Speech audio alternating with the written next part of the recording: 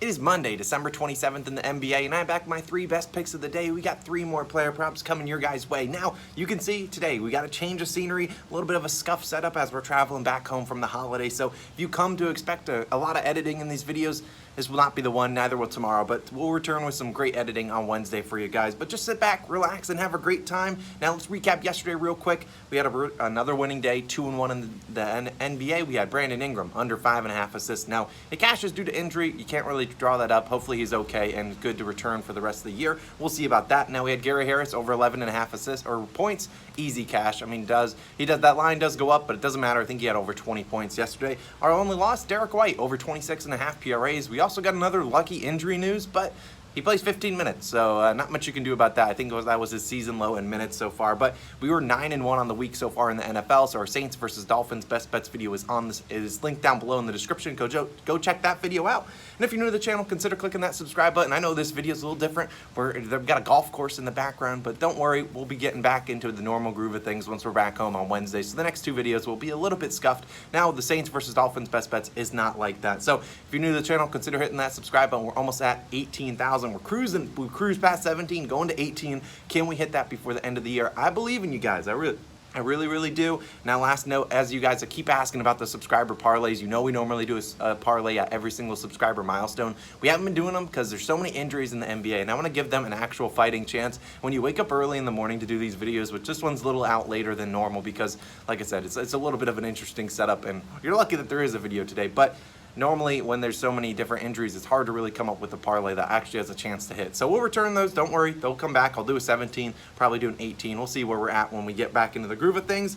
Last note, let's get into my 3 favorite plays of the day, and we're starting with one of them. We're starting with LaMelo Ball, over 36.5 points plus rebounds plus assists, PRAs, minus 115 on DraftKings. Now, I understand LaMelo, he hurt us a couple days ago, but we're coming back to the well. That one, he was due to foul trouble. This one, we think we got a much better shot against. Now, we look at it. He's taking on the Rockets, and let's be honest, this might be the highest over-under we might see for a good amount of time. It's 236 points, clearly the highest on the slate, and it's for good reason. These 2 teams are 2nd and 3rd in the NBA in pace. My lighting is terrible, but that doesn't matter. Now, both teams have injury concerns. The Rockets got some of their own, but you look at the Hornets, they just added Miles Bridges and PJ Washington both to the health and safety protocols list, so both of those guys will likely be out, and the ball will go into the LaMelo Ball's hand a little bit more, and he might get a couple extra rebounds because of that. Now, so far, since returning from health and safety protocols list, LaMelo's been hit or miss. I mean, one game he's cruised past this over, another game he ended on 36 on the dot. But today I think he's got a better chance because he's already played this Rockets team this season, and what did he do in that game? A triple-double, 19 points, 11 rebounds,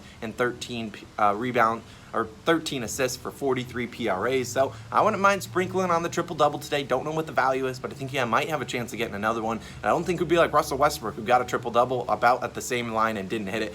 I've had faith in LaMelo Ball. Now, he did match up against the Rockets last season, 24 points, 7 rebounds, 10 assists, 41 PRAs. All things considered, I think he surpasses this line pretty easily today as long as the shot attempts are there. I don't mind Terry Rozier's line, but this over-under is high for a reason. I think we should see LaMelo put up a good game against this Rockets team that can't really defend opposing point guards, currently giving up the 2nd most points per game to opposing point guards as the truck backs up behind me. This is a completely scuffed video, but we're getting into it. Last note, I love Terry Rozier's props as well, and the sharper books have this over-under at minus 150, this over at minus 150, so I really like LaMelo Ball today, over 36.5 PRAs. Let's move on to my next one as we continue through this weird video. Mike Conley, under 7.5 assists, minus 139 on Barstool. So I tweeted this out, and I hope people could snag it at minus 139 on Barstool.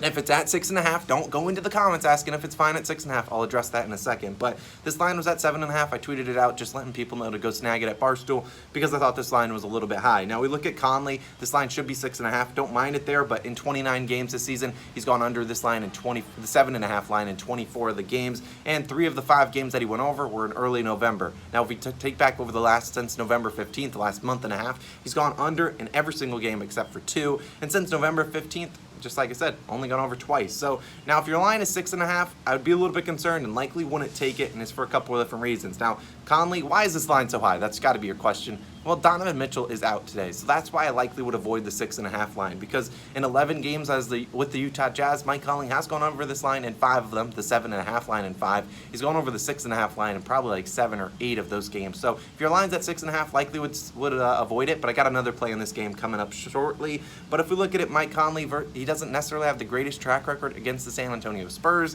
He's never all had really more than 6 assists versus Spurs team, and granted it is different. Every single team is different in the NBA because there's so many different health and safety protocols lists, but I do not mind Mike Conley under 7.5 assists if you can snag it. Now you can potentially wait. The line might go up because the line is juiced on a couple other books at 6.5. So, and you never know with FanDuel, they might put out like an alt line for you guys closer to tip off. So consider taking that at 7.5, depending on what the juice is later on in the day. I took it at -139 on Barstool. I think that's a pretty solid bet, but we will see as the day goes on. So moving on to my last play of the day. We only got 3 today. Probably only have 2 or 3 tomorrow.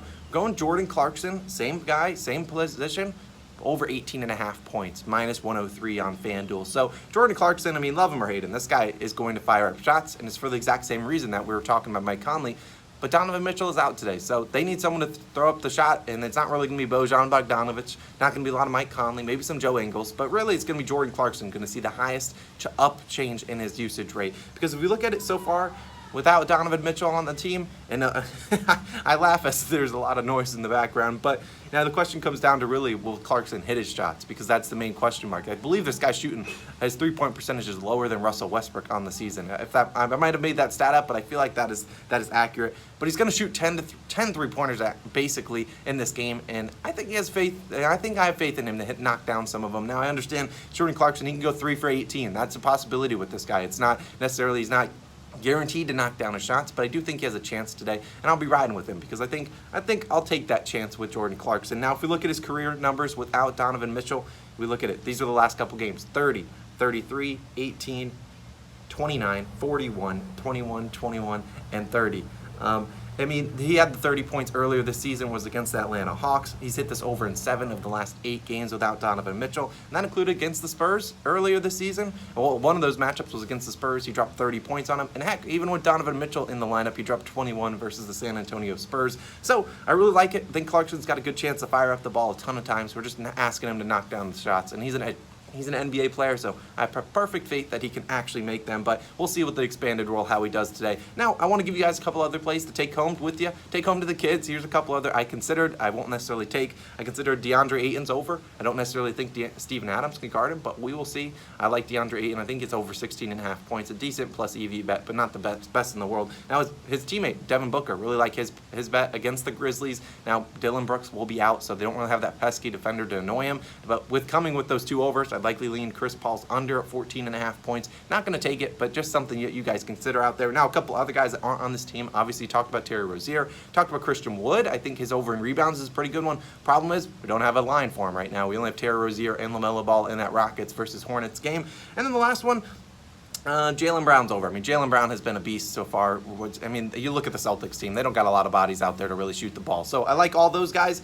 Good luck today. Those are my 3 best plays. Apologize for the video, whatever we're doing here, but Saints versus Dolphins will be linked on the screen. Go check that out. I appreciate you guys for tuning in. I apologize for the no editing again, but we'll have no editing again tomorrow, but I promise on Wednesday, for the remainder of the year, you'll probably get the normal editing process that you guys have come to grow and love in the Call on Our Shot community. I appreciate you guys for tuning in. Apologize for all the background noise. This has been Austin. I'll catch you guys in the next one.